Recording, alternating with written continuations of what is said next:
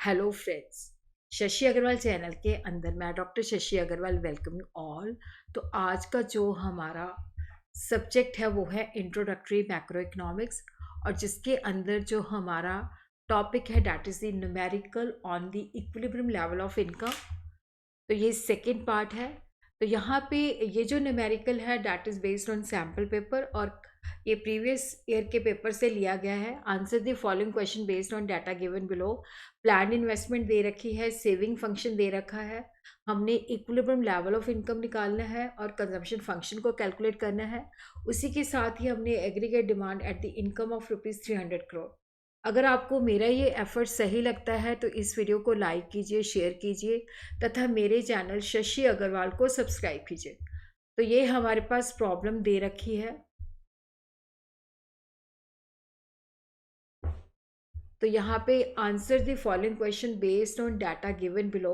ये plan investment दे रखी है, सेविंग फंक्शन दे रखा है और इक्विलिब्रियम लेवल ऑफ इनकम निकालना है, कंजम्पशन फंक्शन निकालना है और एग्रीगेट डिमांड हमने at the income of ₹300 crore निकालनी है। तो यहाँ पे प्लान्ड इन्वेस्टमेंट दे रखी है 100 करोड़, और यहाँ पे हमें पता है कि इक्विलिब्रियम लेवल पे जो इन्वेस्टमेंट होती है सेविंग के बराबर होती है। और यहाँ पे हमें एस जो है सेविंग फंक्शन दे रखा है, -250 जो हमने सेविंग जो है ये नेगेटिव सेविंग है जिसको हम ऑटोनॉमस कंजम्पशन भी कह सकते हैं। -250 प्लस 0.25 वाई, ये होता है कि जब हमारी इनकम ज़ीरो है तो उस वक्त हमने जो पुरानी सेविंग है उसको यूज़ किया है, तो इसलिए सेविंग हमारी डिस सेविंग हो गई है, माइनस में चली गई है। और यहाँ पे पता है कि इक्विलिब्रियम लेवल पे इन्वेस्टमेंट जो होती है सेविंग के बराबर है, तो इसका मतलब है कि सेविंग फंक्शन की जो वैल्यू है डैट इज़ 100 करोड़। तो यहाँ पे हमने 100 करोड़ डाल दिया है और 100 is equal to -250 plus 0.25 y. तो 250 इधर जाके ये पॉजिटिव हो जाएगा, ये हो जाएगा 350 इज इक्वल टू 0.25 वाई। ये जो 0.25 है ये मार्जिनल प्रोपेंसिटी टू सेव है। तो यहाँ पे अब हमने y की वैल्यू निकाल लेनी है 350 डिवाइडेड बाय 0.25, और 350 को हम इस तरह से भी लिख सकते हैं 350 इंटू 100 डिवाइडेड बाई 25। तो ये 25 100 को 4 से कट कर देगा, तो 350 इंटू 4 तो 1400 करोड़। इक्विलिब्रियम लेवल पे हमारा जो नेशनल इनकम है वो है 1400 करोड़।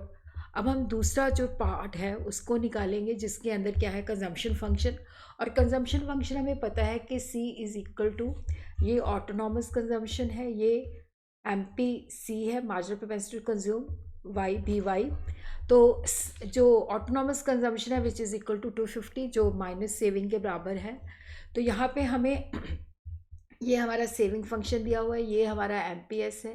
तो MPS की वैल्यू हमें 0.25 दे रखी है, और हमें पता है marginal propensity to save plus marginal propensity to consume जो है डैट इज़ इक्वल टू 1। तो हम उसमें MPS की वैल्यू डाल देंगे और MPC की वैल्यू निकाल लेंगे, वो आ जाएगी 1 माइनस 0.25, तो ये आ जाती है 0.75। ऑटोनॉमस कंजम्पशन हमें दे रखी है, तो यहाँ पे अब हम इंड्यूस्ड कंजम्पशन निकाल लेते हैं। तो यहाँ पे कंजम्पशन फंक्शन के अंदर जो वैल्यू है ऑटोनॉमस कंजम्पशन की वैल्यू है 250 प्लस MP जो C है वो 0.75 और Y की वैल्यू जो है डैट इज़ 1400। तो हम इसको इस तरह से लिख सकते हैं 250 प्लस 75 डिवाइडेड बाई 100 इंटू 1400। तो यहाँ पे 0 0 आपस में कट जाएंगे, तो ये 75 इंटू 14 जो है ये आ जाएगा 1050 के बराबर। तो यहाँ पे हम लिखेंगे 250 प्लस 1050। तो यहाँ पे हमारी कंजम्पशन जो आ जाती है वो आ जाती है 1300 करोड़। थर्ड पार्ट के अंदर है कि हमने एग्रीगेट डिमांड को निकालना है। अगर हमारा इनकम जो है डैट इज़ 300 करोड़, तो वाई जो है डैट इज़ हमें पता ही है कि वाई जो है that is equal to consumption plus investment. और यहाँ पे कंजम्पशन फंक्शन हम लिख देंगे 250 प्लस 0.75 वाई, और इन्वेस्टमेंट हमें दे रखी है 100।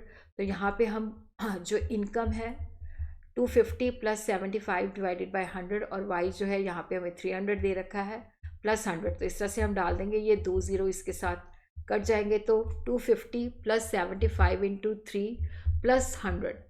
तो इस तरह से हम इसको निकाल लेंगे। तो यहाँ पे हम देखते हैं कि ये 0 0 इसके साथ कट गए, तो 75 इंटू 3 जो है 250 प्लस 75 इंटू 3 225 प्लस 100। तो ये हमारी आ जाती है एग्रीगेट डिमांड। जब हमारी इनकम लेवल जो है 300 करोड़ की है तो वहाँ पे हमारी जो एग्रीगेट डिमांड